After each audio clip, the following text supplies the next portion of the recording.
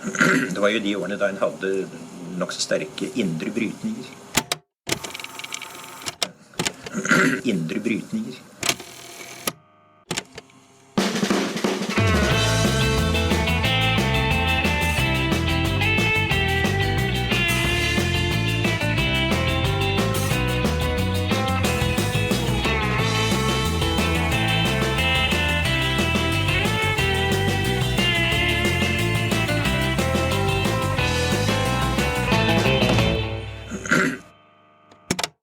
Hei og velkommen til Noen har snakket sammen. Mitt navn Tiril Rustan Halvorsen. Og jeg heter Aksel Fjellavli.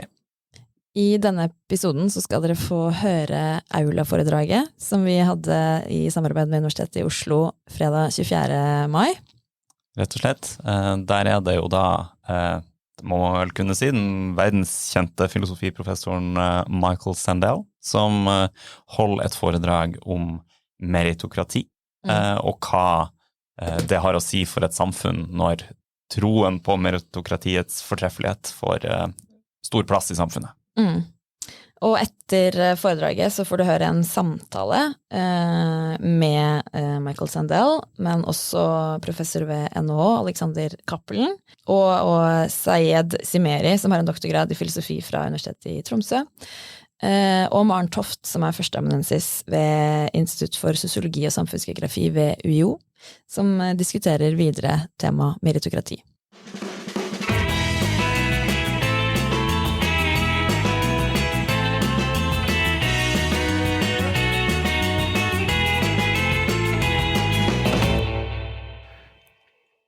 One of the reasons I accepted this invitation before I knew about all of the wonderful people I've met since I came was I saw a picture of this hall and these incredible paintings by Edvard Munch and thought that would be a good place to give a lecture.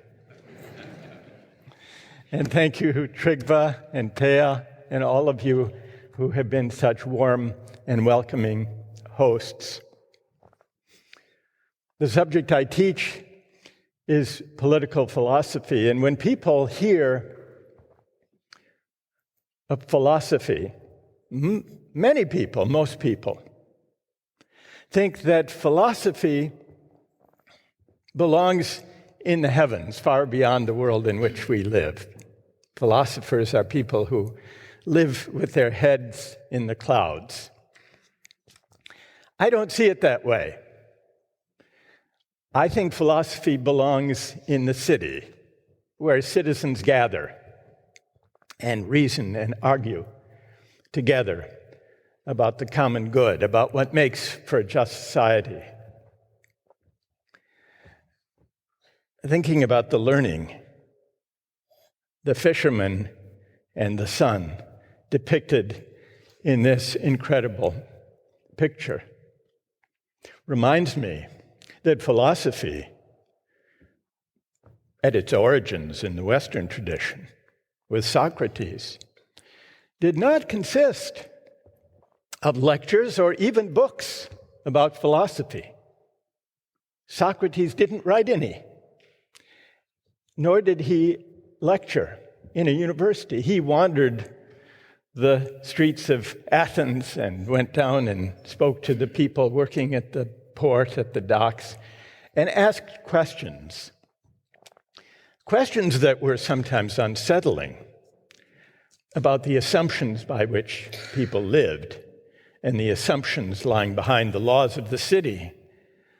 Unsettling questions. Philosophy has always been unsettling at its best, which is why Socrates was brought to trial for corrupting the youth of Athens. And no philosophy is really very interesting or of much use unless it challenges or unsettles, or even, from that point of view, corrupts existing complacencies. And that's what I think should continue to be the role of philosophy today. I would like to speak about our civic life, which isn't going very well. By our civic life, I mean the civic life, broadly speaking, of Western democracies. In the 2 wonderful days I've spent here in Norway, I've learned that the perils and the troubles of civic life are perhaps less acute here than in places with which I'm more familiar. And that's something for the rest of us to learn from.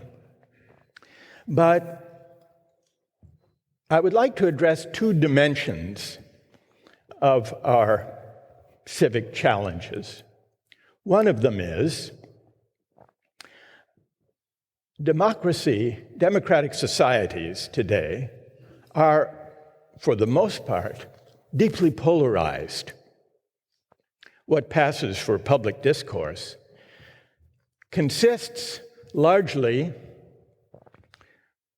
of either technocratic talk, which inspires no one, or where passion enters, shouting matches, partisan shouting matches, ideological food fights, where people shout past one another without really listening.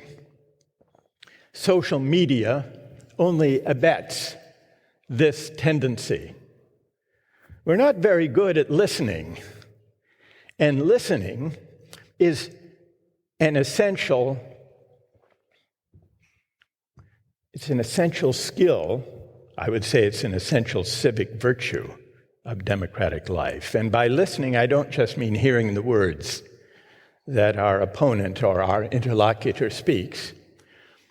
I mean listening for the convictions, for the reasons, for the meanings lying behind the opinions of those with whom we disagree. So, to recover the lost art of democratic public discourse, we have, above all, to learn to do a better job of listening in that active, sympathetic sense of listening.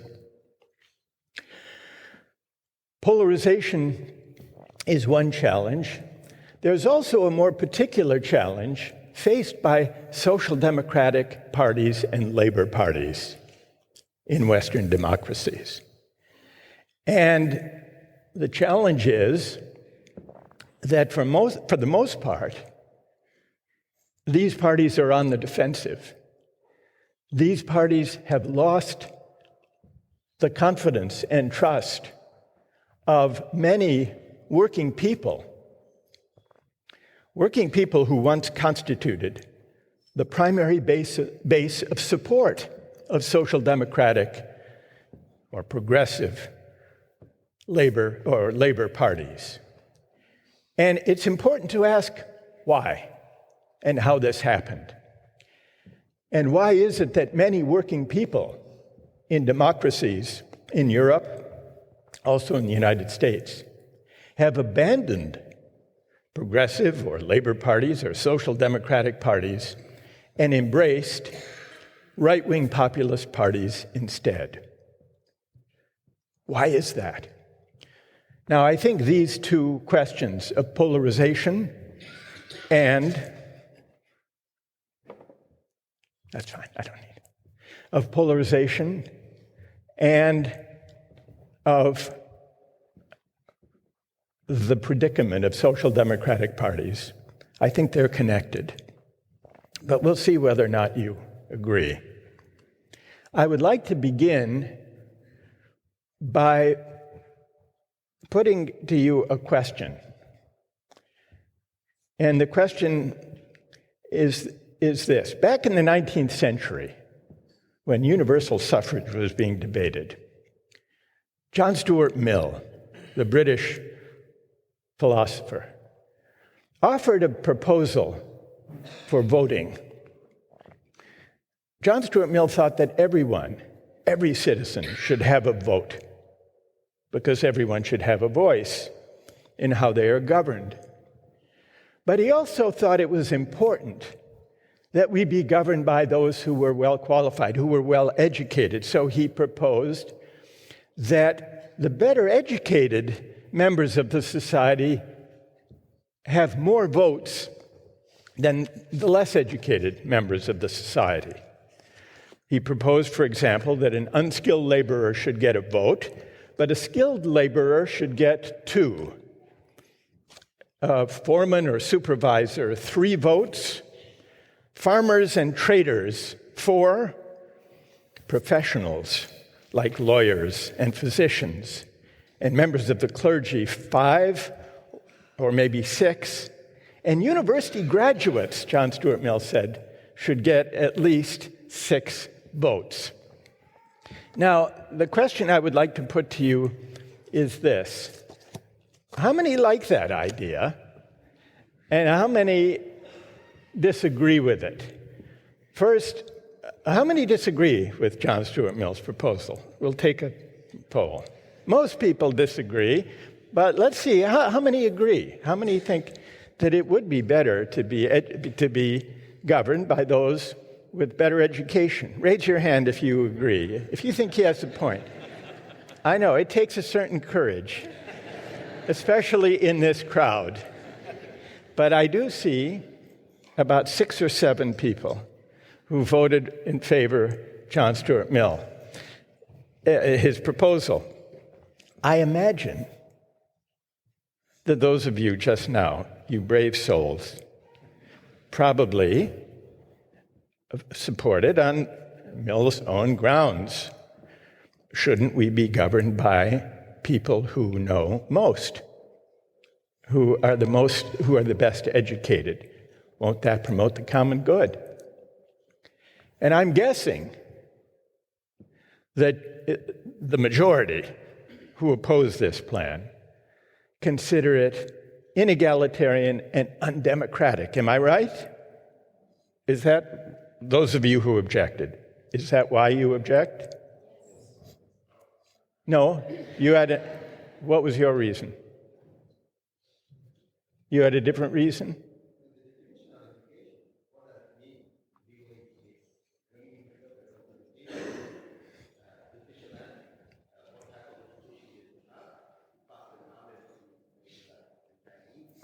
Right.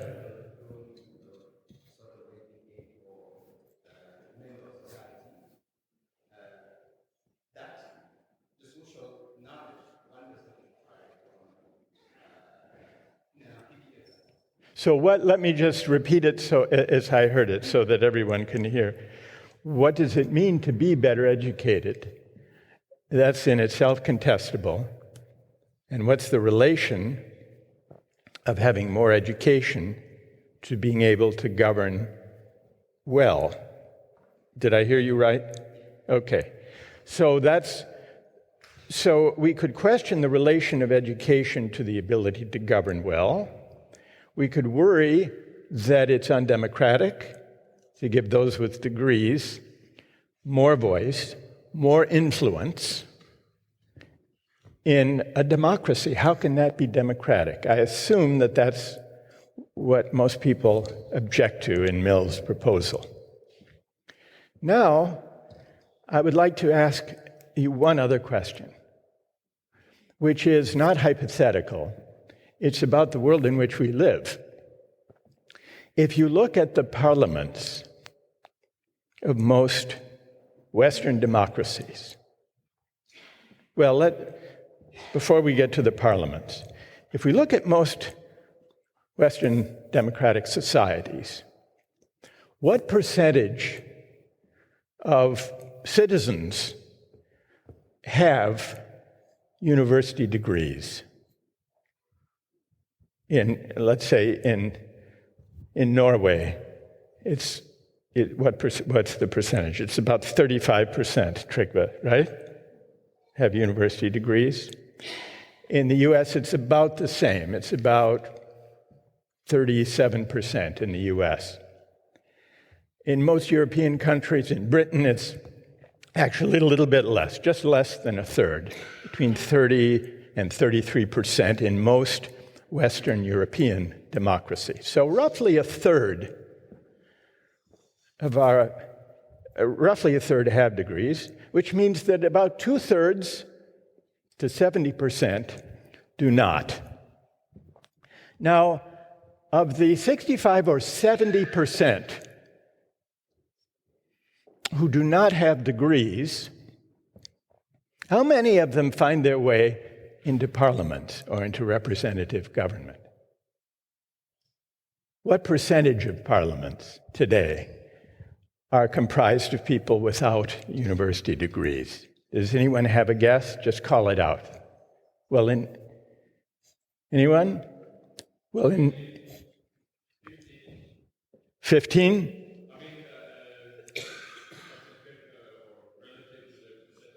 Well, let's just look at the educational background of members of Parliament, of the Storting. And Trygve, you told me that it's about 80% have degrees in Norway, in Norway's Parliament. So that means 20% do not, compared to 65% in the general population who do not. So about 3.5 to 1. And that's actually a higher level of representation than in Western Europe and the United States, where the figure is about 5 to 10%.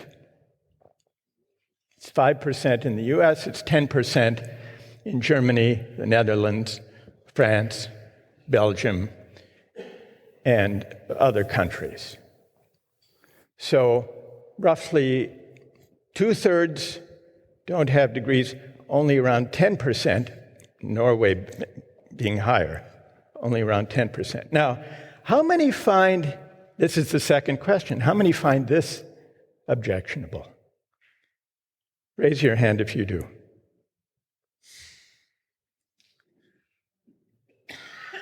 And raise your hand if you don't. You do not find it objectionable. A lot of people didn't vote this time. I wonder why that is. But in any case, this is a much less ambiguous vote, ambiguous vote than the first vote. But here's the question. If almost everyone in this room objected to giving more votes to university graduates on the grounds that it's undemocratic or inegalitarian, why is it that almost everyone in this room did not object to the current system, which gives disproportionate representative voice, political voice, to university graduates? What's the difference? What's the difference from the standpoint of justice, fairness, democracy? It's not so easy a question to answer, but what's striking is that it wasn't always this way. Prior to the 1970s, going back to the 1920s, from the 1920s to the 1960s and 70s, those without a university education, which overlap quite a lot with working class citizens, were represented in parliaments to a far greater degree than today. So there's been quite a dramatic change in the last half century, but it isn't something that we really debate very actively. Is it a problem? And yet, it's worth trying to ask how this came to be. And the more interesting question may be, how did it come to be this way, and why do we not debate it or worry about it, as we would clearly debate a proposal like John Stuart Mill's if it came along about plural voting? Well, this is just one example that raises the broader question I would like to take up, which is first to diagnose the polarization in our societies. And second, to ask what we might do about it. And in addressing both of those questions, to ask what could be the role of social democratic parties in rejuvenating democratic life and healing the polarization that afflicts us. To begin the diagnosis of how we got here, it's worth looking back 4 or 5 decades, when the divide between winners and losers in our societies has been deepening, poisoning our politics, setting us apart. This has partly to do with widening inequalities of income and wealth during this period. But it's not only that. It has also to do with the changing attitudes towards success that have accompanied the rising inequalities. Those who've landed on top have come to believe that their success is their own doing, the measure of their merit, and that they therefore deserve the bounty the market bestows upon them. They've come also to believe, or to assume, that those who struggle, those left behind, must deserve their fate too. This way of thinking about success arises from a seemingly attractive ideal, the principle of meritocracy. The principle that says, insofar as chances are equal, the winners deserve their winnings. Now, we know that in practice, chances are not truly equal.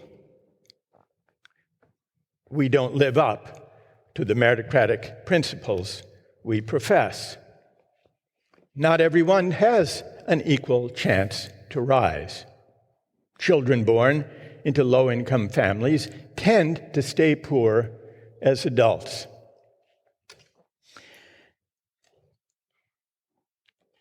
Individual upward mobility is not, by and large, a solution, an adequate solution to inequality. Now, here, as in the question of polarization, circumstances are a little bit less dire in Norway and in the Nordic countries than in other Western democracies. That's true. The OECD did a study comparing the chances for intergenerational mobility, the chances to rise. The way they measured it was to ask, at existing rates of intergenerational mobility, how long would it take for someone born poor, in the bottom 10%, to rise, not to the top, but to the median level of income? How many generations would it take? In Norway, it takes, how many generations do you guess? Well, 3. 3. Norway, Sweden, Finland, 3. Denmark, 2. In the US, 5. In France and Germany, 6. So rates of intergenerational mobility are more favorable in the Nordic countries than in Europe and in the United States. But it's clear, at least in the countries of Western Europe and the US, that mobility alone can't be the answer to inequality. And this isn't only because of ingrained discrimination and prejudice, though that still exists and obstructs people's life chances. It also has to do with the way in which well-off parents are able to pass their privileges onto their kids. Give you an example from the place where I teach. In Ivy League universities in the United States, despite generous financial aid policies, if your family makes less $85,000 or less, it's free. Free tuition, room, housing, food, board, books, it's free. Despite generous financial aid policies of this kind, still, there are more students in Ivy League universities from families coming from the top 1% than there are students coming from the entire bottom 50% of the country combined. So, part of the problem with meritocracy is that we don't live up to it. We don't have genuinely fair equality of opportunity. But suppose we did, and it's been the political project of center-left, social democratic parties to create a fuller, truer, fair equality of opportunity, to remove barriers to success and achievement. But suppose we could one day achieve that, so that everyone truly had an equal start in life, regardless of the families from which they came. Suppose we had a perfect meritocracy. Would we then have a just society? Would we have a good society? I don't think so, for the following reason. The problem with meritocracy is not just that we haven't realized the ideal. The problem is also that the ideal itself is flawed. It has a dark side, and the dark side is this. Meritocracy, even a fully realized meritocracy, is corrosive of the common good.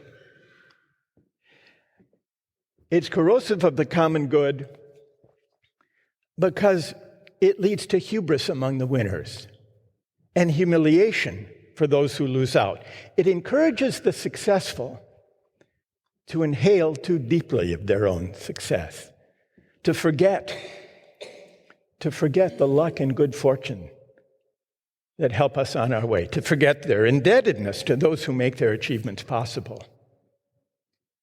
It leads the successful to forget these things and also to look down on those less fortunate than themselves. One of the most potent sources of the right-wing populist backlash against elites is the sense among many working people that elites look down on them. And they're not wrong about that. It's a legitimate complaint. And it's a complaint that reflects the way in which mainstream center-right and center-left political parties and politicians have governed over the past 4 or 5 decades. Because even as neoliberal globalization brought deepening inequality and stagnant wages and the outsourcing of jobs to low-wage countries, the proponents of this version of globalization offered working people some bracing advice. If you want to compete and win in the global economy, go to university. What you earn will depend on what you learn. You can make it if you try. We've heard these slogans before. Politicians, including progressive, social democratic politicians, repeat them to the point of incantation. What these elites missed was the insult implicit in this bracing advice. The insult was this: if you're struggling in the new economy and you didn't get a diploma, your failure must be your fault. That's the implication. So it's no wonder that many people, many working people, turned against meritocratic elites. The target of populist anger and resentment, the target of the politics of grievance that elected Donald Trump and that leads to the support of Marine Le Pen in France, and that led to the vote for Brexit in Britain. The target of the grievance are mainstream parties of the center-right and center-left, broadly speaking, but especially social democratic or progressive parties, because they came to be seen and came to be, over the last 20 years, more attuned to the interests and the outlook and to the values of the well-educated classes, the credentialed classes, the professional classes, than to the working class voters who once constituted their primary base of support. And if you look at voting patterns, what's striking is that this reversal has played out in many democratic countries. Back in the days of Franklin D. Roosevelt and the New Deal, the familiar pattern was that people without a college degree voted Democratic. FDR and the New Deal were helping them by making collective bargaining possible and providing Social Security and the beginnings of a welfare state. And the well-off, the well-educated, tended to be well-off, they voted Republican. That was the standard. And the same was true in Britain with the Labour Party. Working people voted Labour, and well-educated, well-off people voted for the Tories. And likewise with the social democratic parties of Germany and France and other countries. But now it's reversed. Today, in each of these countries, those without a university degree are drawn to right-wing populist parties. They vote for Trump overwhelmingly. And well-educated voters, including those with advanced degrees, vote for the Democratic Party in the US, for the Labour Party in Britain, and they opposed Brexit. So education has become one of the deepest cleavages in politics, to the detriment of social democratic parties. Now, if something like this has happened, if that's the diagnosis, what should we do about it? How should this diagnosis shape the reimagination of the mission and purpose of social democratic politics? I'll mention a few ways, and then perhaps we'll discuss them in the panel to follow. But we need to rethink several aspects of our civic life. We need to rethink the role of universities and higher education. We need to recast the terms of public discourse. And finally, we need to reconsider the meaning of success. We have cast, this new arrangement has cast higher education in a very central role in a market-driven meritocratic society, because it's universities who have been enlisted to confer the credentials and to define the merit that a market-driven meritocratic society rewards and promotes and valorizes. We have turned, less so in Norway, but dramatically so in the US, we've turned universities into sorting machines for a meritocratic society. And that's not so good for equality. It's not even good for the universities, for reasons we can discuss later. The second response is changing the terms of public discourse. We should focus less on the rhetoric of rising. We should focus less on arming people for meritocratic competition. Focus less on promising we can help you clamber up the ladder of success even as the rungs on the ladder are growing further and further apart. And instead, focus more on the dignity of work and what it means and what policies might give it tangible expression.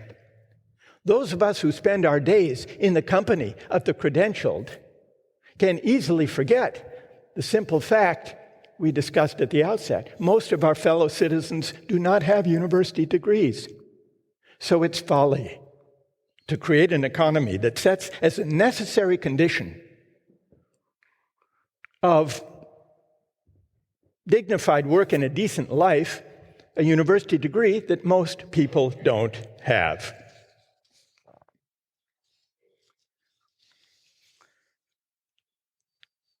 We need to remember that work is not only a way of making a living, it's about contributing to the common good and winning recognition, winning esteem, winning respect for doing so. One of my political heroes was Robert F. Kennedy, campaigning for the presidency in 1968. He put it this way. He said, "Fellowship, community, shared patriotism, these essential values don't come from just buying and consuming goods together. They come from dignified employment at decent pay, the kind of employment that enables us to say, I helped to build this country. I am a participant in its great public ventures." Martin Luther King Jr., who was assassinated in the same year, also focused on the dignity of work. Shortly before he was assassinated, he went to Memphis, Tennessee, and spoke to a group of striking sanitation workers, garbage collectors.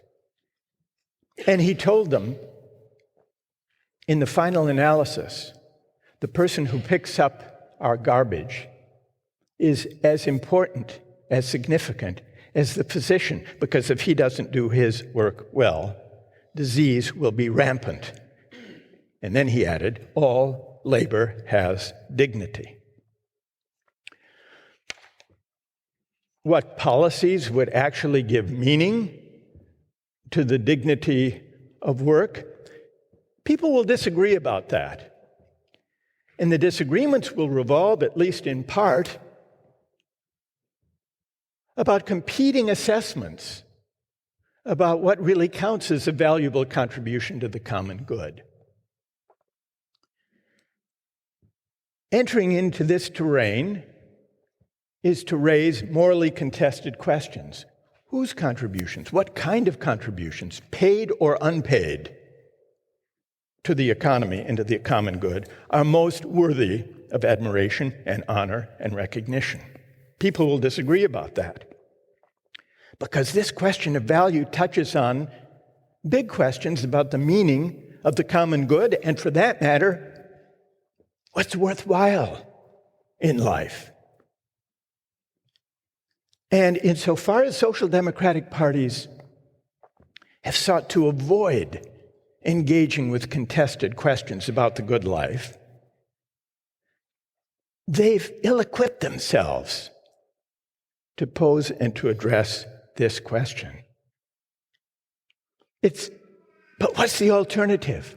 The alternative is to look for a seemingly value-neutral mechanism to decide questions, to spare us the need of engaging in those messy, contested debates.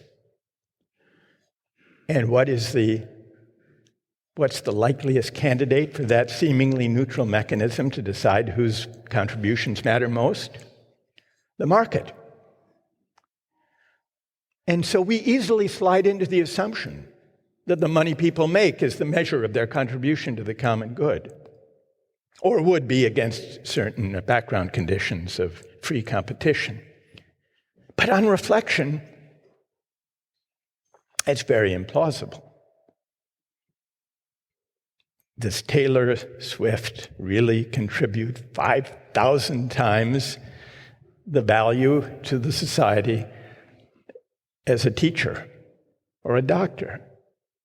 Even the most ardent laissez-faire libertarian would have a hard case making that, much less a hedge fund manager, never mind Taylor Swift. So if we don't, what we've done in recent decades has been, in effect, to outsource our moral judgment about value to markets. Part of what's required, it seems to me, to revitalize democratic public discourse is to reclaim, as democratic citizens, the question of what counts as a valuable contribution to the common good, how it should be honored and rewarded. We had a glimpse of what this might look like during the pandemic, when those of us who worked from home couldn't help but notice how deeply we depend on workers we often overlook. Delivery workers, warehouse workers, grocery store clerks, nurse assistants, childcare workers. For a moment, we celebrated them. Do you remember? And we applauded them, and we put up banners thanking them. It could have been the moment for a broader public debate about how to bring their pay and recognition into better alignment with the importance of their contribution. But the pandemic receded, and the moment passed, and we've gone back more or less to business as usual. So, arguing together, reasoning together, disagreeing, but debating together the dignity of work and what counts as a valuable contribution to the common good.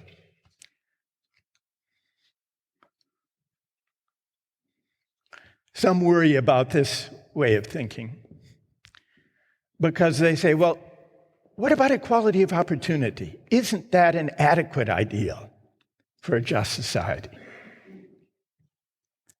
Equality of opportunity is important. No one should be held back by poverty or prejudice. But it's important to remember that equality of opportunity is a remedial principle. It's not an adequate aspiration for a just society or for a good society. For that, we need something more than equality of opportunity. Not equality of result, where everyone must have the same income and wealth, but what we might call a broad democratic equality of condition. One of the most corrosive effects of inequality in recent decades has been its corrosive effect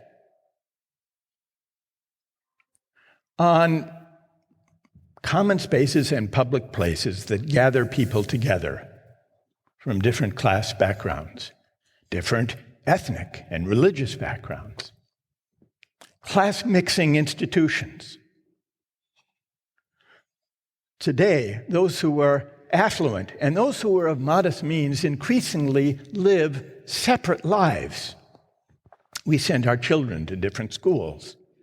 We live and work and shop and play in different places.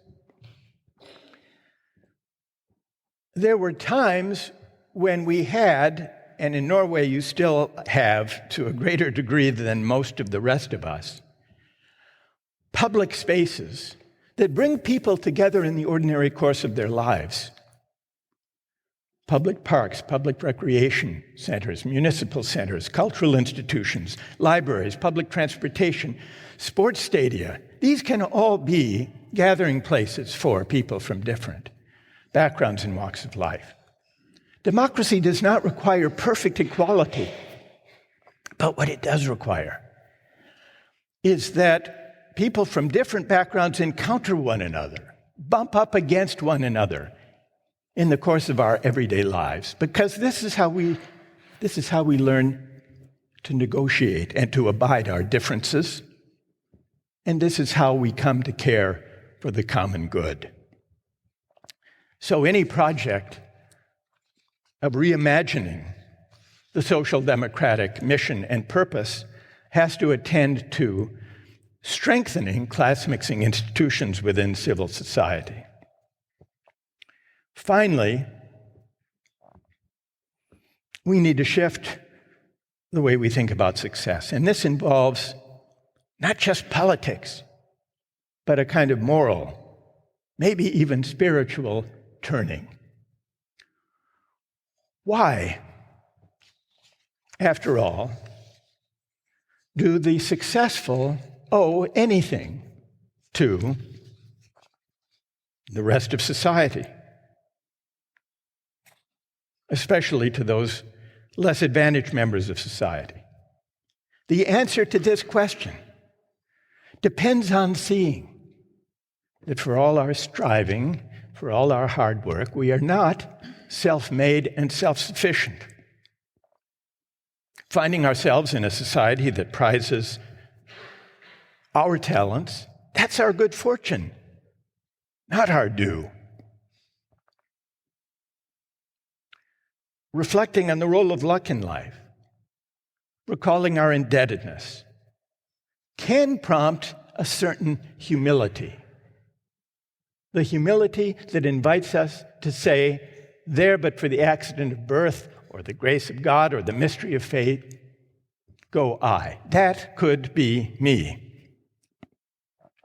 This spirit of humility is the civic virtue we need now. It could be the beginning of the way back from the harsh ethic of success that drives us apart.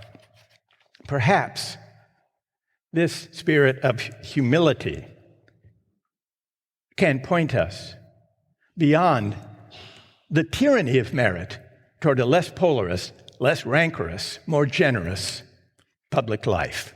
Thank you all very much. Thank you. Thank you. Thank you. Thank you so much.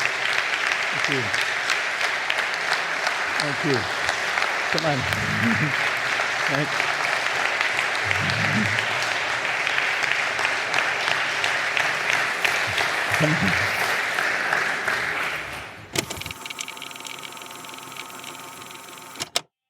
Noen har snakket sammen er i samarbeid med Dagsavisen. Det stemmer. Og en kommentar som jeg har lest siden sist, som jeg hadde lyst til å anbefale, er Kjell Werner, som har skrevet en kommentar med overskrift «Erna har skylda for streiken». Og jeg synes den løfter fram et perspektiv som kanskje har blitt litt underkommunisert i andre kommentarer om saken, som jo er at streiken kan ses som et resultat av at Solberg-regjeringen gikk inn for at det skulle være 2 tariffavtaler i staten i stedet for 1 i 2016. Dagsavisen der altså.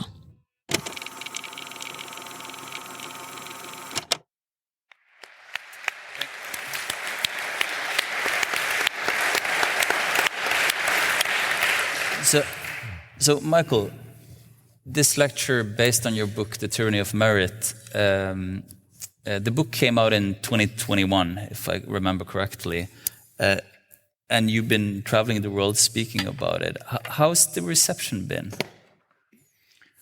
There's more pushback in some places than others. Why? I think that the assumptions that I'm challenging, both the neoliberal version of globalization that produced widening inequalities, and the attitudes towards success, the meritocratic attitudes towards success, and the meritocratic ideology that accompanied and rationalized those inequalities, find stronger defenders in places, for me, closer to home than in than in Oslo. And other countries seem to fall somewhere in between. But that wouldn't surprise you, would it? What do you think? No, not really. Yeah. What do you think, Maren? Why do you think that when Michael travels the world, people think differently about his book? Well, I mean, that's a good question. Well, I think that obviously we have different societies. The makeup of our institutions differ. You pointed to some dimensions of how we organize our university structures are different here. The political system is different.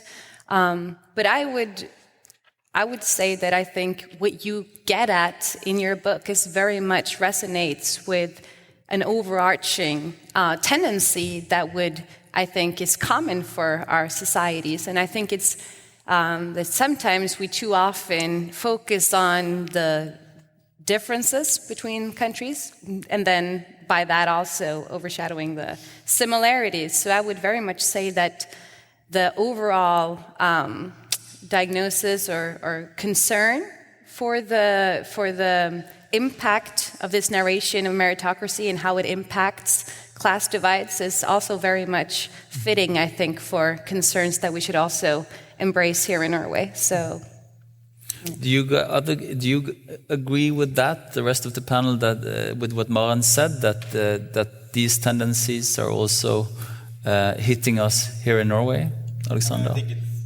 it's quite obvious that, I mean, what are the main takeaways I take from your book, which I love, by the way, is this tension between an ideal that I think a lot of people share, that you should reward people, at least to some extent, for their effort and abilities, and the tension between that and the reality that there is an enormous inequality of opportunities, and that those opportunities affect both your abilities through childhood, but also your effort, because your effort is in turn reflecting on the opportunities you have. And I think that's an incredibly important and deep insight that it's, especially economists should think more about. I also think the other main insight I really love from your book is that even if you can implement it with equal opportunities, right? So you have the perfect implementation. There is a danger of interpreting the meritocratic ideal essentially as libertarianism, in some sense. Given an equal opportunity, whatever happens, whatever outcomes that are fine.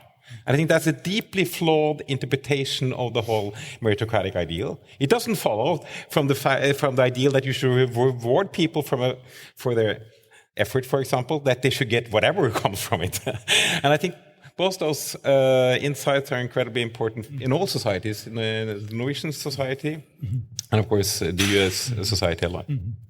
Michael, would you like to respond to that? No, I mean I'm learning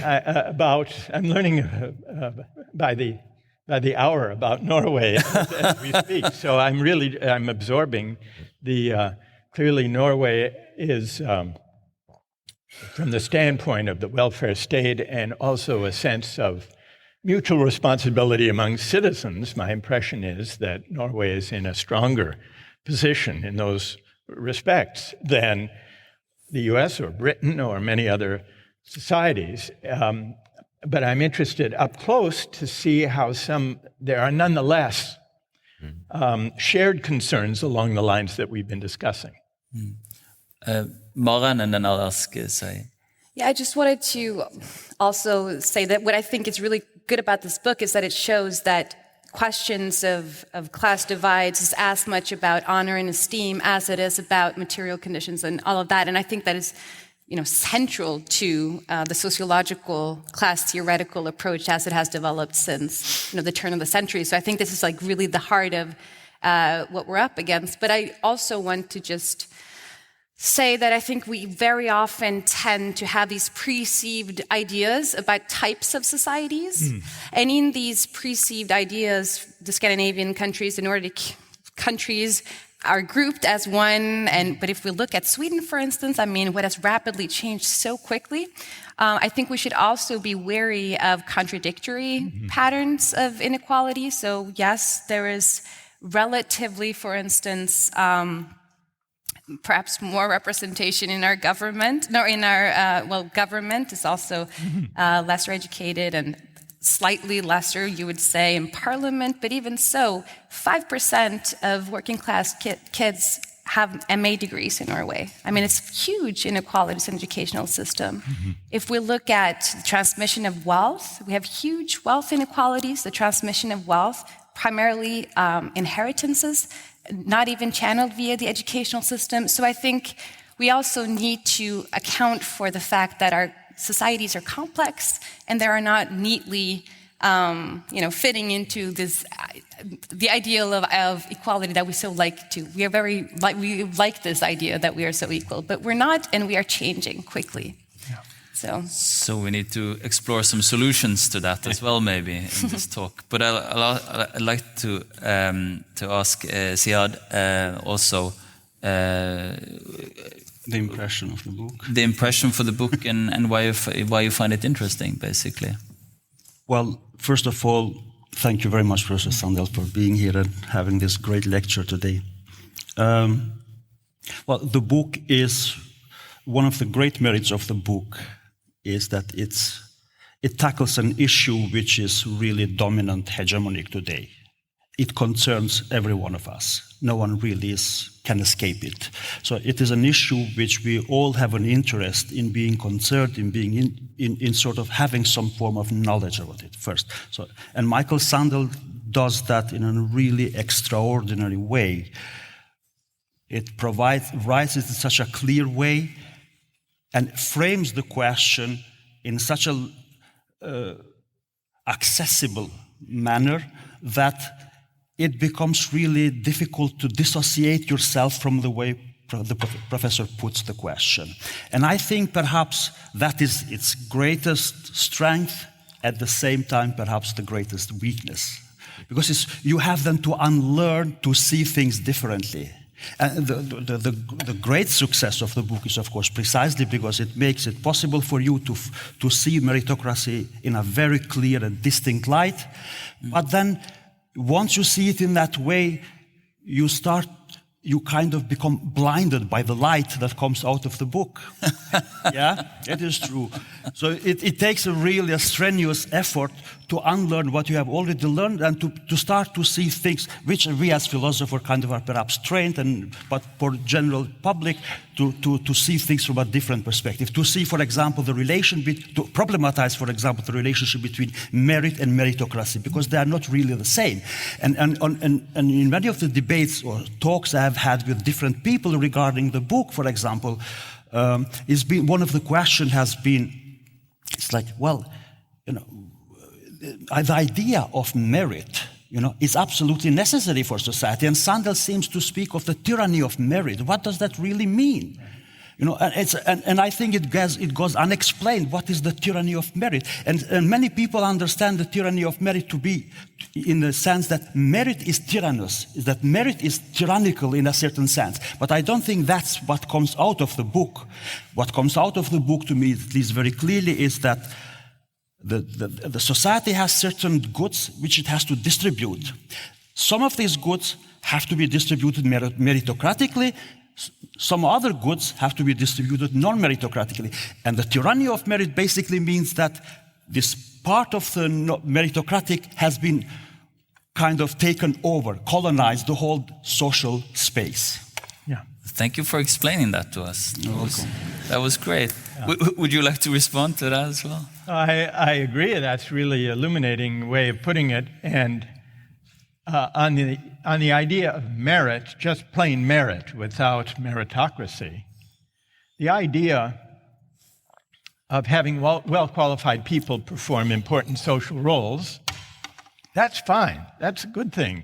If I need surgery, I want a well-qualified surgeon to perform it. That's merit.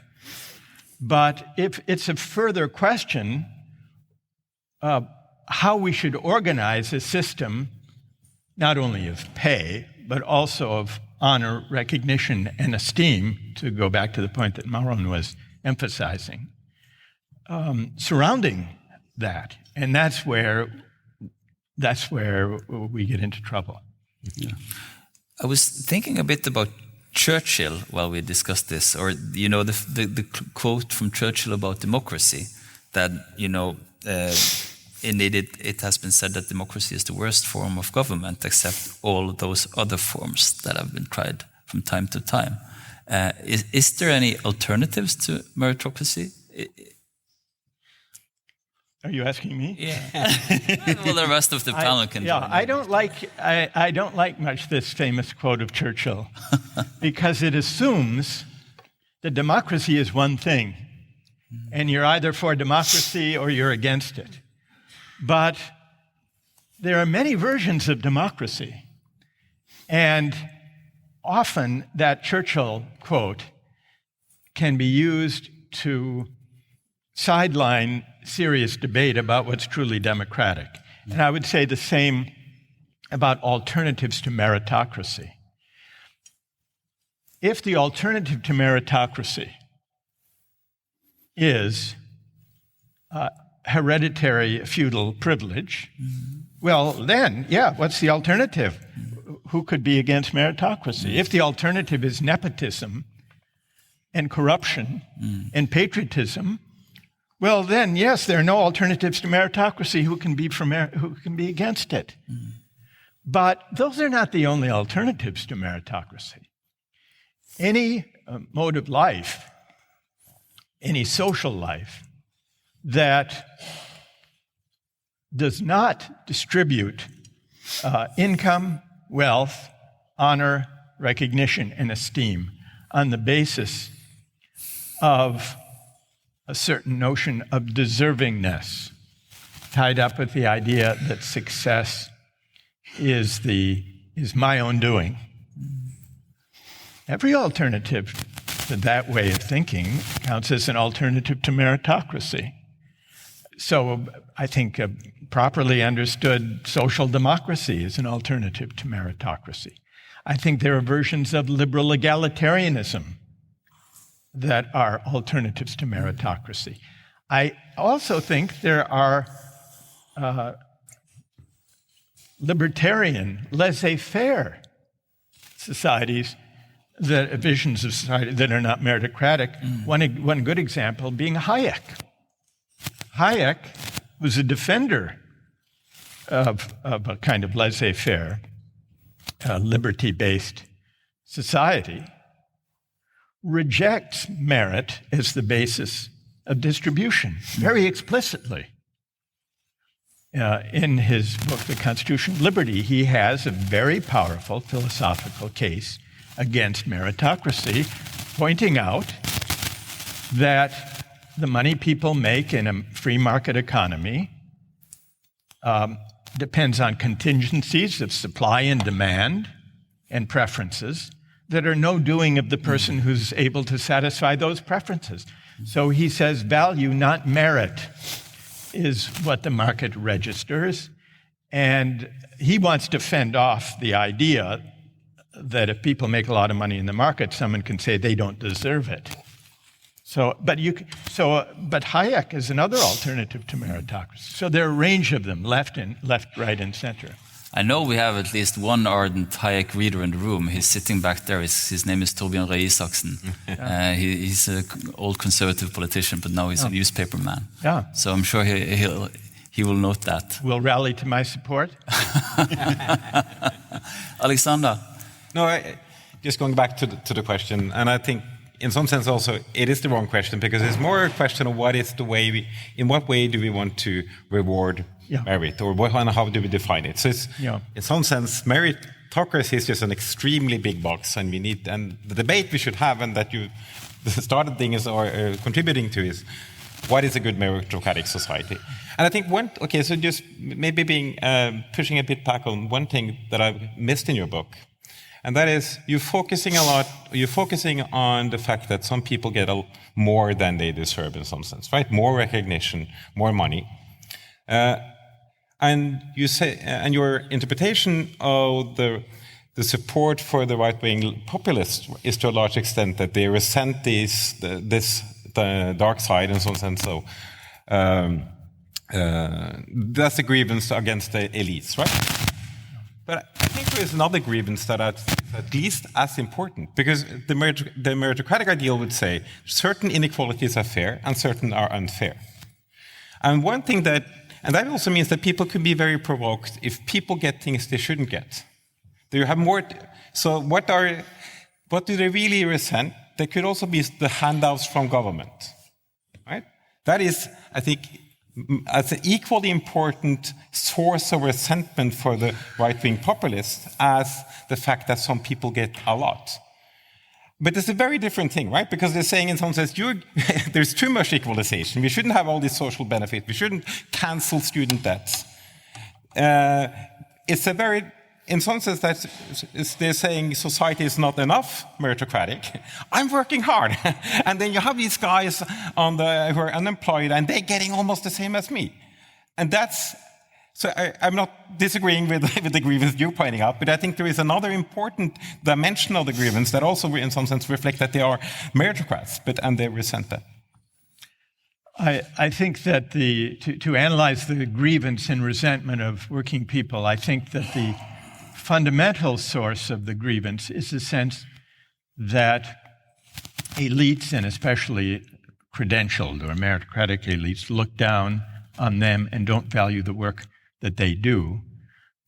I think resentment of government handouts, I think that's a part of it. But what counts as a government handout is a complicated thing. It doesn't only refer to welfare recipients. One of the politically most powerful currents of anger that has not yet been abated was anger over the bank bailouts, the Wall Street bailouts, after the financial crisis, which was embraced by center-left and center-right politicians and parties, was begun in the U.S. under George W. Bush and carried forward by Barack Obama.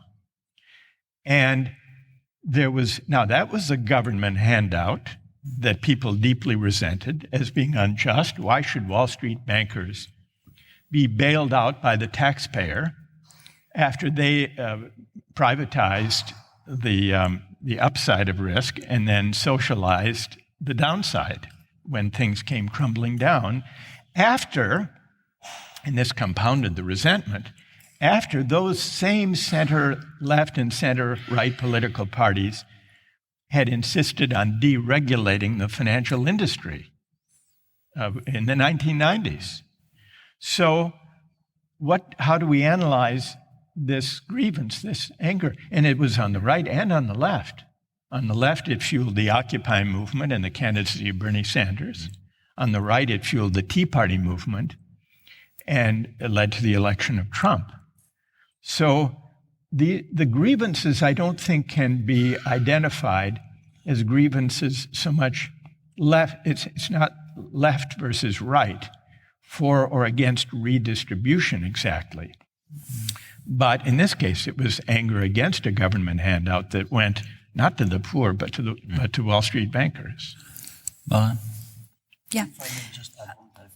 Yeah. On the way over. Yeah. Yeah. I think the remark, the comment, your comment makes sense only if you view it from inside the meritocratic system.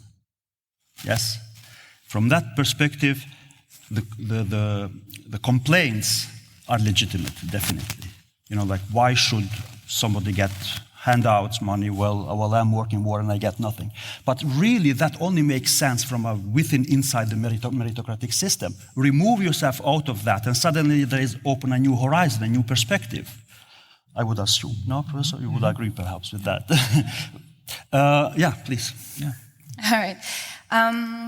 So I really share the overall analysis, and I also think that linking this myth of the meritocracy that you say sanctifies the winners and denigrates the losers, spot on, combined with a technocratic, and I think we are losing that a bit here now, the conception of the conception of citizenship, really. What are people? How do they contribute? How do we perceive of people's worth?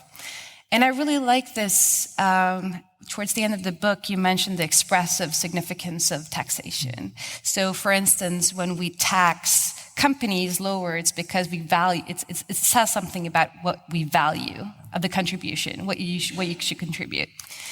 And I like this, but I also do think that the ways in which that we think about alternatives of restoring the common good, or to get at a place where we can have better societies, I think also we need to recognize the structural power relations that allow for companies to be taxed lower, for instance. Yes. So I don't think it's solely about recognition. And I think the banks that we just debated here, or talked about here, is a good example of that, the too big to fail. There are some structural relations between private capital and the state that allows for, or that pushes for that recognition by the technocratic expertise. And I think tackling that or battling that requires much more than a recognition of work, or to allow ourselves to recognize the significance of those who, clean, or who delivers the trash, or these things. I mean, it requires a much structural thinking that is much more radical, I think, than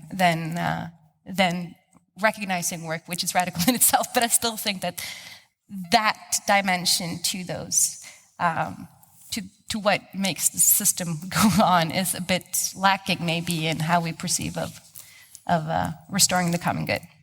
Can I address that? I think these are important, really important points. And I want to emphasize and agree with what Maren has said, that it can't merely be rhetorical or hortatory, celebrating the dignity of work.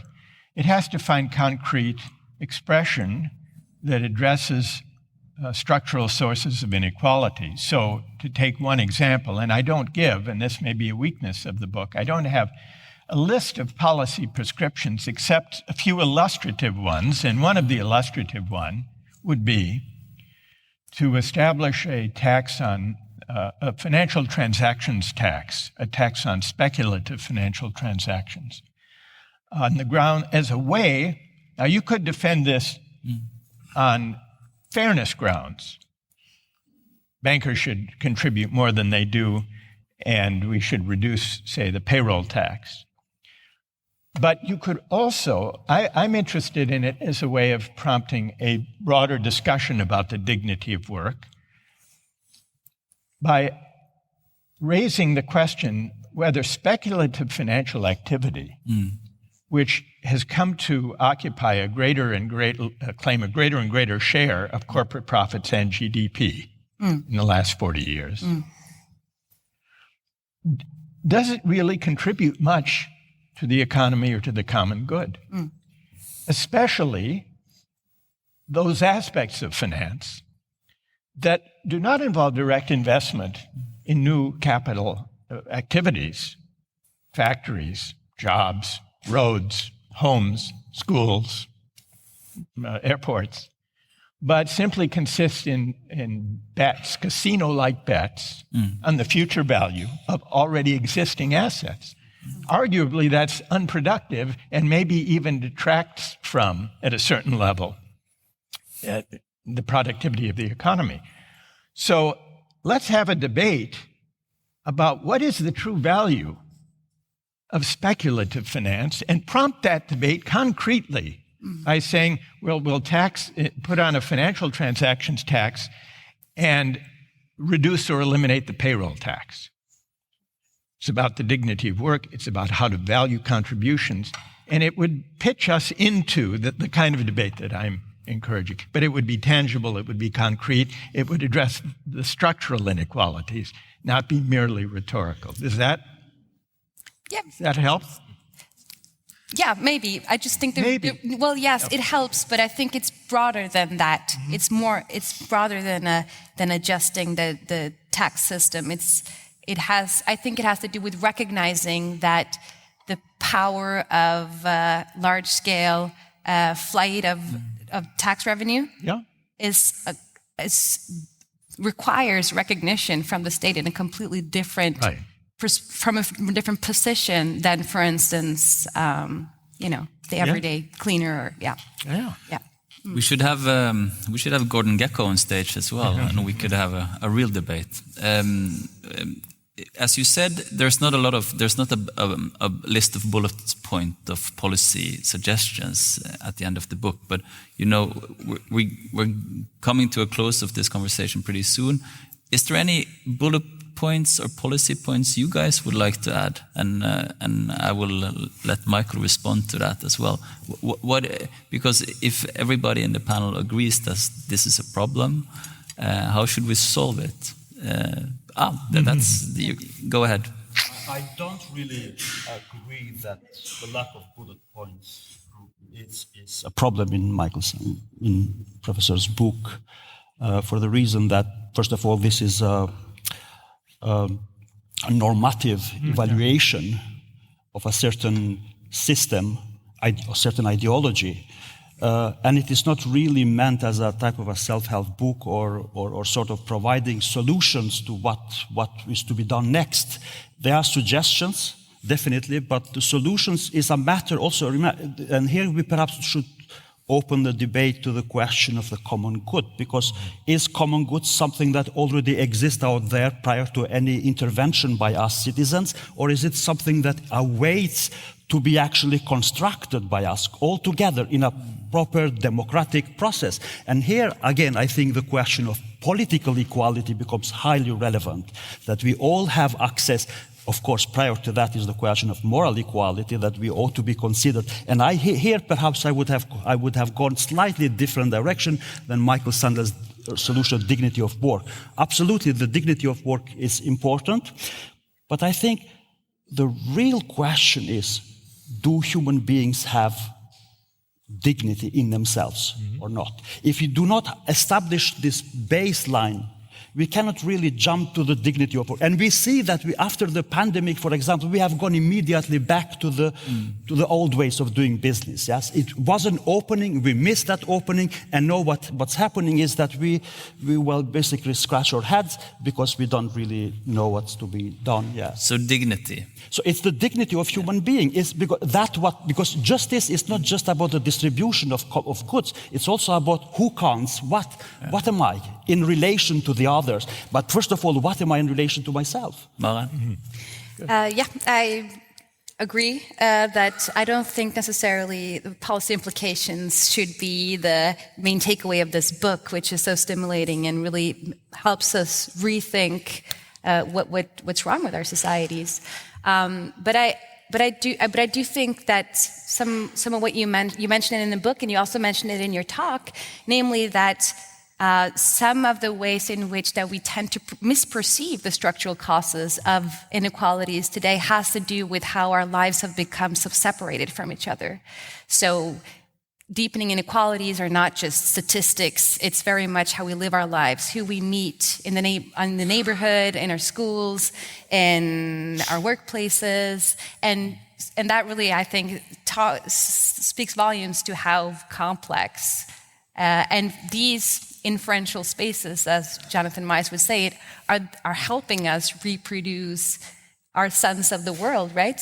So we don't observe a lot of inequalities in our everyday life, but and thus it makes us more likely to say that this is your own doing. It's not due to some structural causes. And So dignity and meeting places. But can I just say one short thing?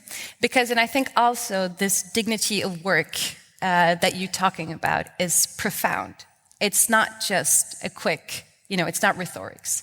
And this, I think, really was evident during the corona pandemic. Because was that a historical moment where we actually rectified the dignity of work of the cleaners, of the bus? I don't think so. I think it made us aware of how we are dependent on manual labor, but I don't think it was a historical moment that showed us that we can actually rectify their dignity, because I don't think that's what was going on. But maybe, yeah. Alexander? I think there are a lot of... the book gives inspiration to a lot of possible policy interventions. One thing that you focused on towards the end of your talk today was misperceptions about the source of inequality. And I think that's clearly the nice thing about misperceptions is that you can correct them, potentially. So what you focus on was that people who are successful, you argue that they believe that their success mostly is due to their hard work and abilities, right? First, I would have liked to see more evidence, empirical evidence of that. So we have done very large-scale global studies where we ask people why they believe rich people are rich and poor people are poor, and we do that for the general population in almost across the globe. And then it doesn't really map with the picture you describe. So people believe that hard work and abilities are the least important globally, and that actually goes even in rich countries and among rich people. What they believe is the most important in all countries and all societies and all strata are family background. So it seems to be still some sense and understanding of that, but that's clearly something we can do. I saw you were. yeah. We could open up a can of worms here. Would you like to respond very quickly, Michael? Well, first I want to thank the panel for these elaborations, insights, and gently put challenges. All of which I think have a lot of force. I would step back just as we conclude, Trygve, from policy to politics. And looking back at the last 40 years, the assumptions about politics and the economy, this is related to capital flows and whether democracies are disempowered in the face of them. In the 1990s, when the market faith, the neoliberal market faith was at its zenith,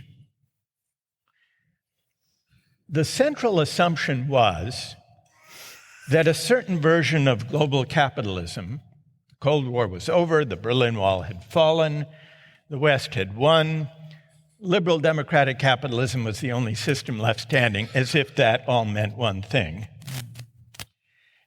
Not only that, there was the assumption